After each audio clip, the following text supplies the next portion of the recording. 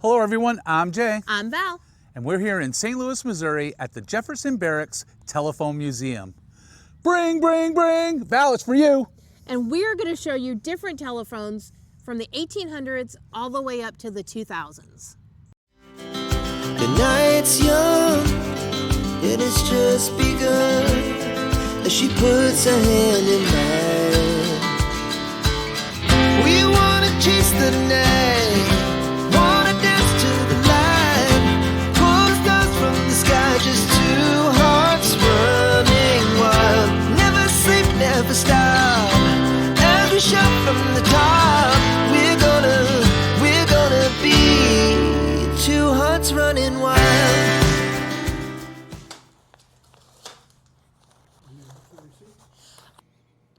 All right, guys, we are in the Jefferson Barracks Telephone Museum. There is a bunch of things for us to see. We're not going to show everything so that you show up here and you enjoy this museum. There's a lot of history and a lot of information. It is a wonderful, wonderful museum, and we need you to come out and support them. Val, you ready? I am so ready. I can't wait to learn about this stuff. All right, let's go. All right, guys, we are in the first room. And look at all of these telephones and switchboards.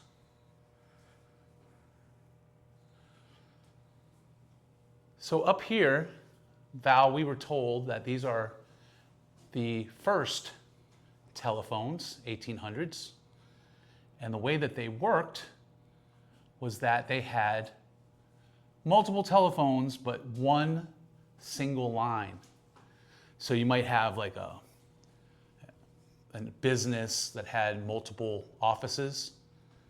And the way that those offices would know would be the ringer.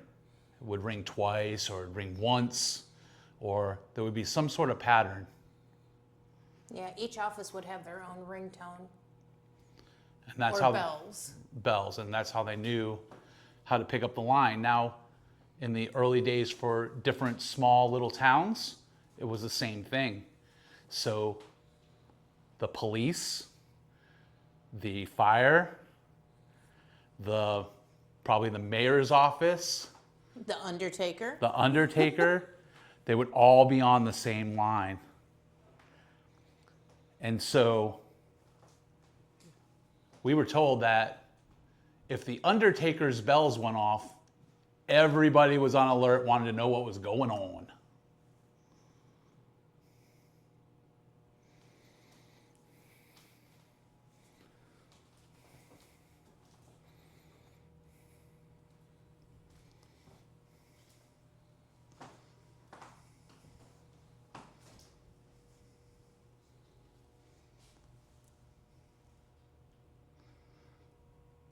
Val, it's so cool. Look at all of these different phones. I know, it's crazy. These are, when you look at this, the history in these phones. That's really cool right there. Look at that. That's the inside of an old phone. Now this phone right here is special because, like we were saying before, there would be one line to all of the different offices in the town, right? This phone here could only handle, it looks like 10 lines. So you had all your administration, fire, police, and undertakers. Well, this particular phone here, they had two undertakers and they were competitors. So they made an agreement. One would take one call, one would take the other call. Well, for some reason, one of the undertakers, the calls stopped coming. And comes to find out, the competitor's wife was the switchboard operator and she was just giving her husband all the work.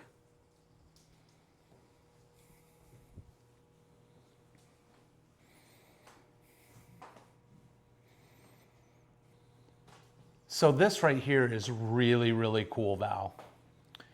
So we were saying that there would only be 10 lines or so. That's about all the phones could handle.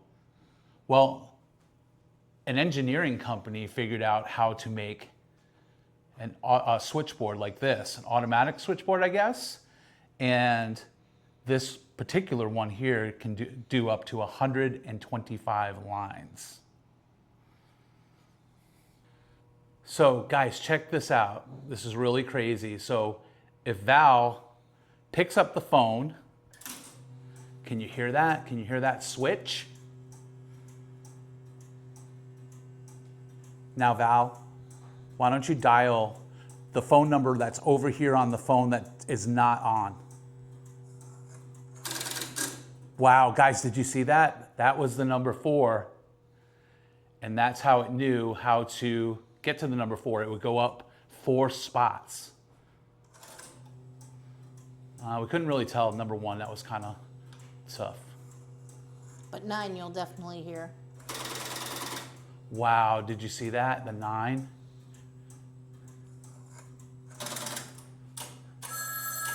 And look at that. Valerie just called the other phone. And now, just like anybody nowadays, she's talking to herself. Like always.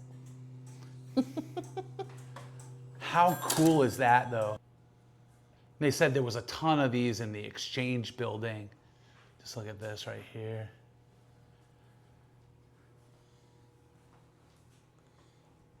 It's hard to believe that was built in the 1888.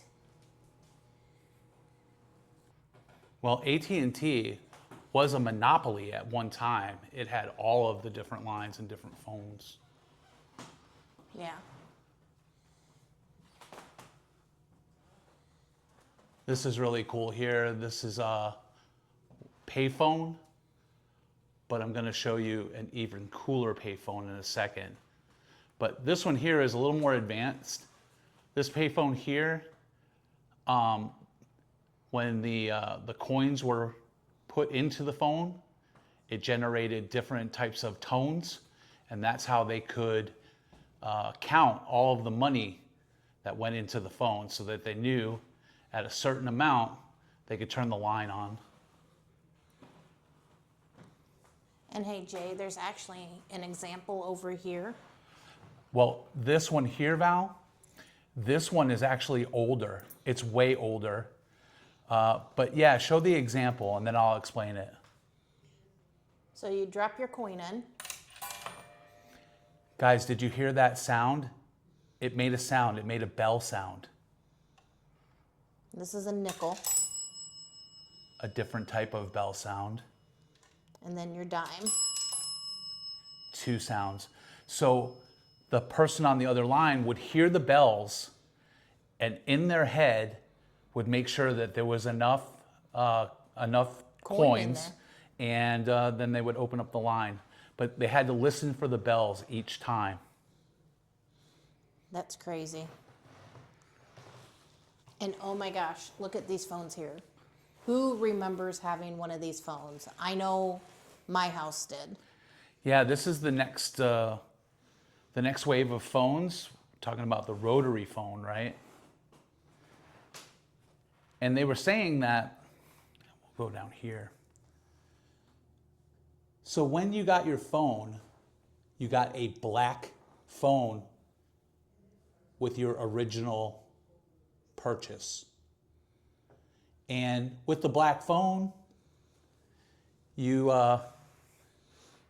paid a monthly fee. Well, a lot of people wanted to get rid of the black phone and make it more decorative.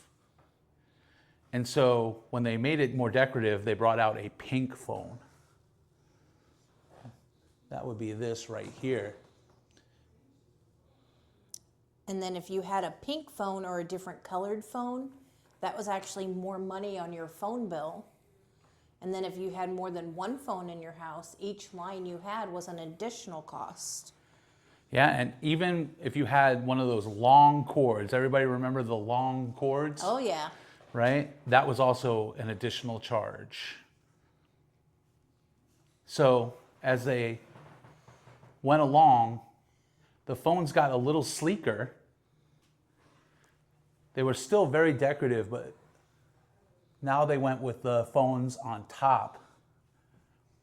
And I think they're called trimline phones. They were actually called the Princess phone to start with, because the way those came about is the people that were moving out that had money, their daughters didn't want that black bulky phone. So they started making the trimline phones in the different colors. And that's where the Princess phone came about being, that's why it was called that. So guys, this is really cool too. Obviously, the telephone lines would be on what they call telephone poles, right? And this would be one of the telephone poles that would be installed. And here's some of the rigging that the telephone repair people would have to go up on the poles and repair the lines. They would have this kind of harness. And over here, hopefully you can see it. This right here, they would put on their legs, and they would have really sharp, like knives, I would say knives at the, almost like a spur. And they would dig those knives into the pole.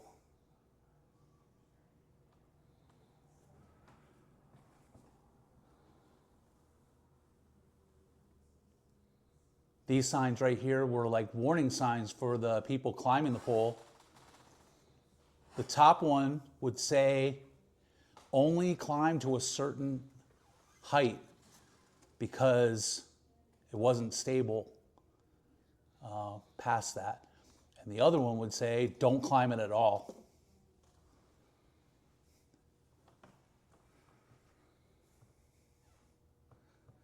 And these right here would be location of the pole and identification numbers on there. So Jay, didn't your dad actually work for the phone company up in Rhode Island? So my dad did, but my dad actually was a splicer. So he worked underground. He was underneath those manholes that everybody sees.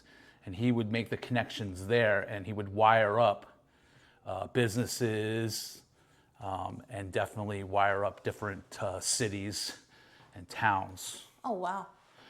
My stepdad was an electrician. He was at the electric company. He was the one that would climb those poles. So that's why I know a little bit about that. This right here is a switchboard, and it's a newer switchboard. A lot of people had this in their businesses. I believe they said that this one, famous bar downtown, had several of these in the building. And how it would work is, see these connections right here? Somebody would call in, the, I guess you would call it the operator, would click into wherever it was coming from, ask whoever was on the other side of the line who they needed to speak to, and then they would connect the lines. To that department. Yeah. And if they were a good operator, they would turn it off once it was connected and not listen in on the call. Right. So as you can see, all of these different connections are color-coded, and the operators would know. See these little buttons right here? These little... So when they were connected, these lights would go on, and when the calls were over, the lights would go off, and that's how they know to hang up. This particular switchboard itself is a presidential switchboard, and it was actually used, it served Presidents Johnson, Nixon, Ford, and Carter. I don't know if we're gonna get a really good, because there's a glare here, guys. Yeah. Maybe right here you can see it. Val, so it's a presidential switchboard. So this particular setup would be brought into wherever they were staying. They would hook it up, and then that way it was more of a secured line for them to talk to. And the operator if she would get a signal if she needed to clear all lines in an emergency and say all the lines were busy. With one push, she could clear every single line and then only accept calls from certain departments. So guys, this is the end of the rotary phone. And these phones here are more decorative, right? Well, it's really hard, guys. I know there's a glare, so hopefully you can see some of this. I remember these phones. My best friend had a phone just like this at her house. And these particular phones, these are really cool. So they said I could actually pick this one up. So this phone is odd looking as it is. So you would pick it up, and by picking it up, it would release and give you a dial tone, and then you would make your phone call. And I remember using one of these trying to call into a radio station. Do you remember that, Jay? No, I don't remember that. Oh, come on. You're older than me. Yeah, but I never had one of those. Well, I'm just talking about the rotary part itself. Oh yeah, definitely. The rotary part. Guys, remember when you actually had to remember a telephone number? Now you press a button. Sometimes you don't even have to do that. You just speak a name into the phone and you connect. So in the comments below, can you remember your first telephone number for your house growing up? Can you remember yours, Jay? Absolutely not. I remember mine still to this day, 54 years later. Wow. So guys, in this cabinet here, they moved on to the touch tone. Using the same colors and the same decorative designs, right? They just took the rotary phone and put dials on it instead. Put buttons.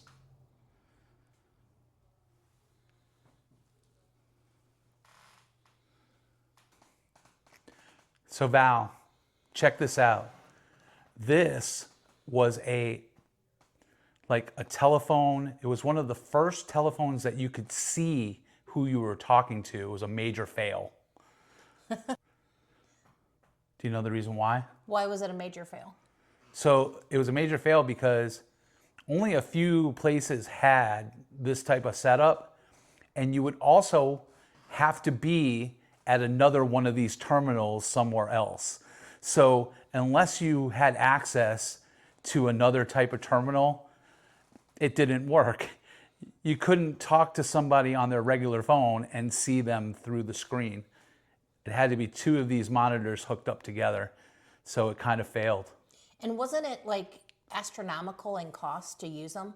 They said $125 a minute. Wow. Yeah, I don't need to see somebody that bad to talk to them.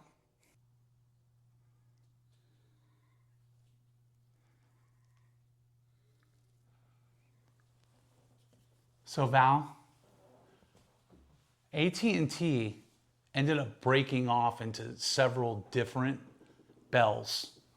So you had your Northeast bell, your Southeast bell. I don't know what it would have been called here. Midwest bell? I thought it was Southwestern Bell here. Southwestern bell here, Western bell. So they all broke off into different parts of AT&T, which took away the monopoly, right? So by doing that, anybody with any type of license could make a telephone.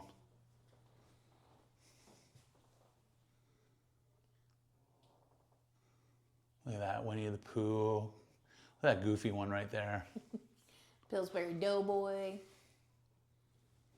How many people had an Alvin the Chipmunk phone?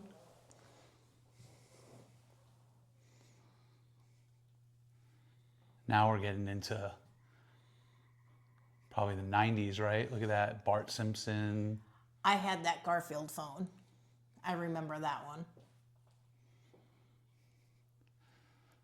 Not gonna lie, I hope that you all can see it because I know there's a big old glare here. I don't know how I'm gonna get the glare out, Val. But look at that dinosaur phone.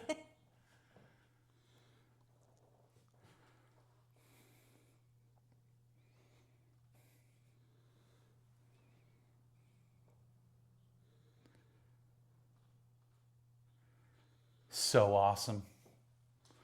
So awesome.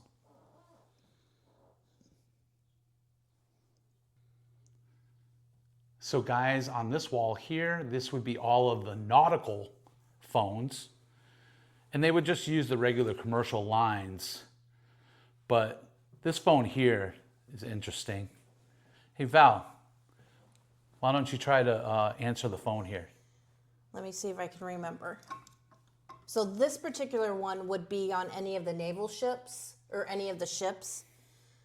And they would have it set up this way because of the rocking of the water, if it was, they were under attack, anything like that. You literally have to push up, pull out, and then you could get on the call. Yeah, so that holder would keep everything in. Now there's a latch right there that Val cheated. It's supposed to be pushed, I think. Yeah, but or maybe she manhandled it. I did not manhandle it. But there you go, and it clicked right on in there. So it wasn't really clicked in. But the point being is that so that the handles of the phone wouldn't fall off, and that would be a safety issue on the boats.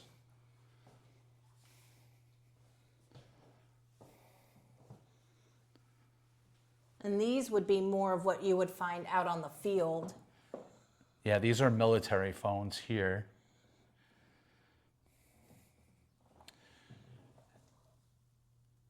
This one right here, they said that it was 2 settings. One was silent, the other one was vibrate. For silent, you would really have to have it on your person so that you knew that somebody was calling you.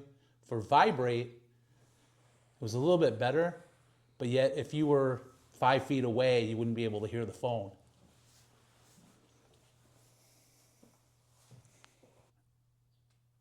Last but not least, we have technology. We have all of the cell phones here. Look at that. That's a BlackBerry. That is a BlackBerry, wow. Anybody ever have a BlackBerry? I know y'all did. That was the big thing. Yeah. It's a little hard to see because it's backlit, but yeah, these are all of the cell phones. Well, and it's funny, when you talk about the cell phones, everybody wanted the small cell phones. But if you look at the cell phones nowadays, they're getting bigger and bigger. And look at those original ones. Yeah. Those are crazy.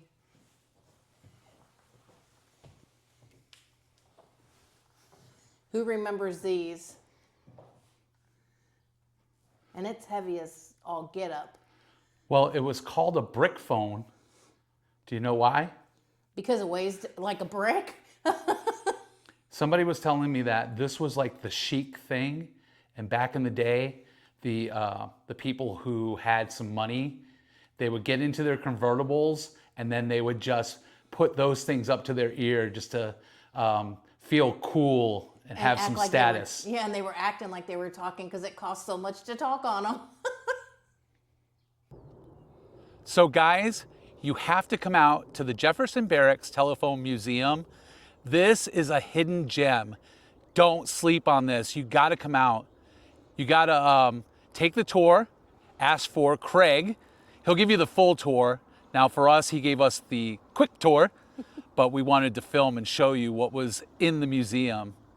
What'd you think about it, Val? I loved it. We didn't show you everything, so you have to come out and see it. It'll take you a little over an hour to go through, but I think if you come back a second time, you're going to see something you didn't see the first time. And the volunteers are amazing. Absolutely. So in the description below, there'll be a link. Click on that, and that'll give you all the information you need for the Jefferson Barracks Telephone Museum.